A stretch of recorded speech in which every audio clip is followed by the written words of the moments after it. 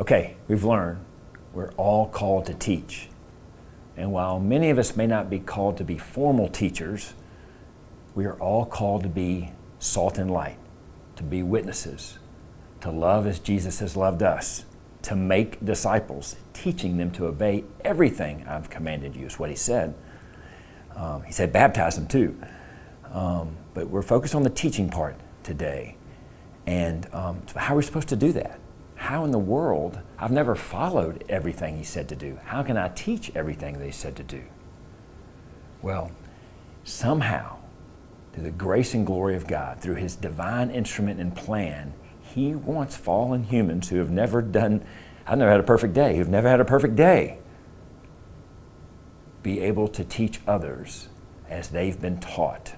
That's been the plan, and it's been working for a couple of thousand years. And the gospel spreads the fastest when we follow the plan in all of our life and work. So how are we going to do that? Well, as fallen human beings, as imperfect, we're going to do that with our life. We're called to do it with our life. It's not just words, and it's not just a few religious actions. It's actually with our whole life. The people you believe and trust the most are the people that are consistent. And so we're given our whole life to be teaching. And in the workplace, and we're really going to cover this next time, where we're supposed to do it, where we spend most of the time, the place we go the most, we have a chance to be a shining example. So I want to cover a verse that I think, or a passage of our friend Paul, the apostle, telling his closest friend, his dearest disciple, how this thing works. And he says this in 2 Timothy 2, verse 2. And the things you've heard me say in the presence of many witnesses, entrust to reliable people who will also be qualified to teach others. Right there. I think that's 5 downlines. Jesus, Paul, Timothy, find some others that will be able to teach others. I didn't do my 5 right, but that's 5. So that's how it's supposed to work, and that's exactly what's happened for a couple thousand years.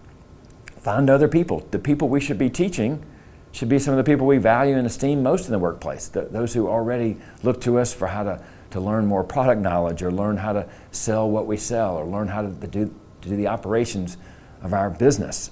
But also, our life is teaching them at the same time, and we're called to teach with our life. Listen to what Paul goes on to say in verse 3.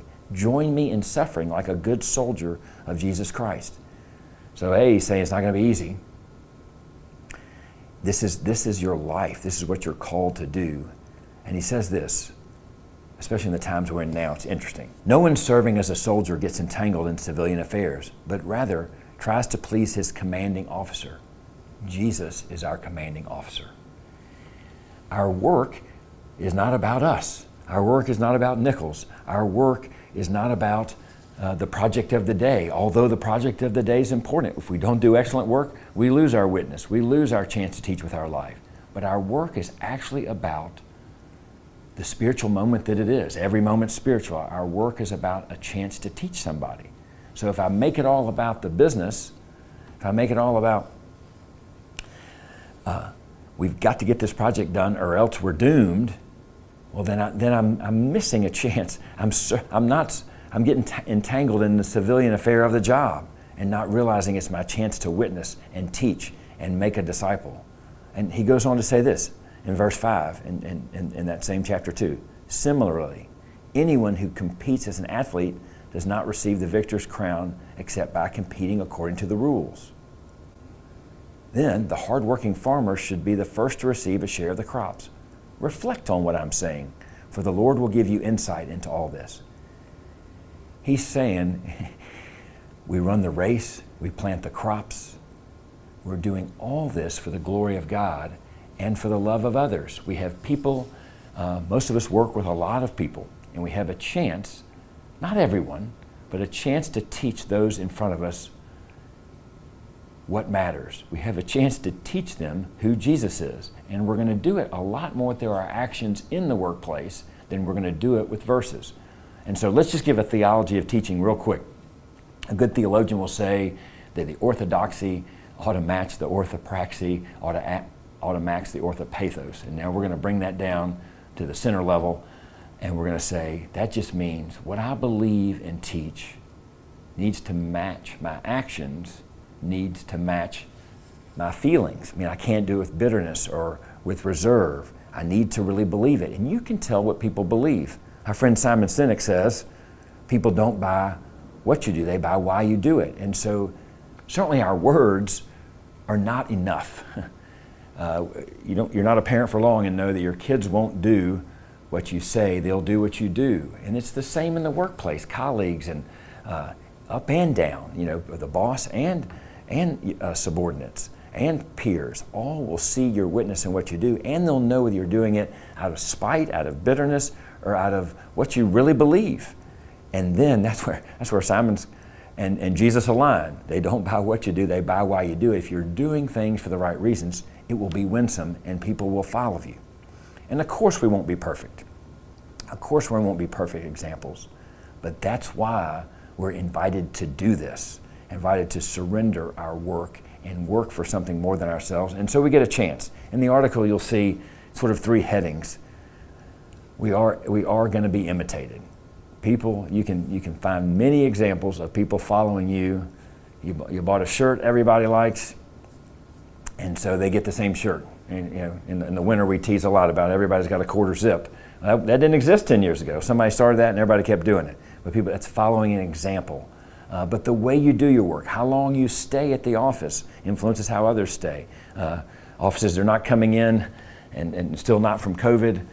When the leaders start coming in, more people start coming in. That's just an example of we're coming here, let's be here together, and growing the community back. It's a good way to work, and you're seeing more and more people saying the culture can't be built if we don't get together regularly, and of course there are many ways to do that.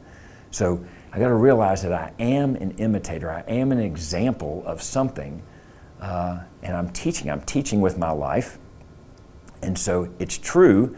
And so when it comes to God's word, I don't want to just be a sayer or just a hearer or a sayer. As it says in James 1:22, it says, don't just be hearers of the word, be doers. But I also don't just want to say it, I want to do it. And the high privilege of doing what I say will point others to Jesus. And let's just give me a terrible negative example of all this. I'm a terrible driver. And if I'm telling my kids the way to drive and then driving a different way, even to my friends, I'm not giving an example that I really care about their lives. So I'm repenting right here on video, right here in this podcast, right here in this lesson, that it's wrong to go lazily, which is what it is. Even driving fast in a way is lazy. It may be theme urgent, but it's lazy. And it's not counting on, it's putting my needs ahead, or my desires, or my want to be somewhere ahead of others. And that's just a simple example of how somebody knows what I really care about, no matter what I say is the right way to drive, if I don't drive well. And then if I were to drive bitter about it, to keep that pathos or feelings involved, if I was to know that I hate driving this way, well, I wouldn't make that attractive. I wouldn't make that winsome. And so I need to drive well for the safety of others and enjoy the ride, and then others can enjoy the ride. That's a way to do it. And then embrace the fact that people are imitating us. Know it, and then know that whether it's the Zoom or the job site or the office, everybody is following somebody. And even like my poor driving, our weaknesses may be the best chance to teach. I'm not good at this. I'm sorry. Can you help me? To not be good at something or to come to the end of yourself is always a chance to invite others in. So whether it's something I can't do well, or something that needs more people to make it happen, just consider Paul in these same verses in 2 Timothy, where he's charging Timothy to teach others who will be able to teach others. He's expanding the mission. He discipled people well all over the world, maybe the greatest discipler and evangelist the world has ever seen, and we're still reading his word inspired by the Holy Spirit today to do this. But you've got to believe pretty soon each disciple like Timothy was helping Paul on the mission and learning exactly what they needed to learn, and then they were able to go to do the same thing. He was joining the mission, helping in the parts where Paul was weak, and then adding to the parts that that they learned and doing the very same thing, following his example as he followed Jesus. And then the last thing, I think that's what God's calling us to do. We need to invite others to imitate us, invite others to follow us, invite others to be the example. And you can do that at work, on a project, and you can do that at work when you see someone who needs a little help, needs a little assistance. But that's upside and downside. It could be the most eager person in the office, ready to grow, ready to learn.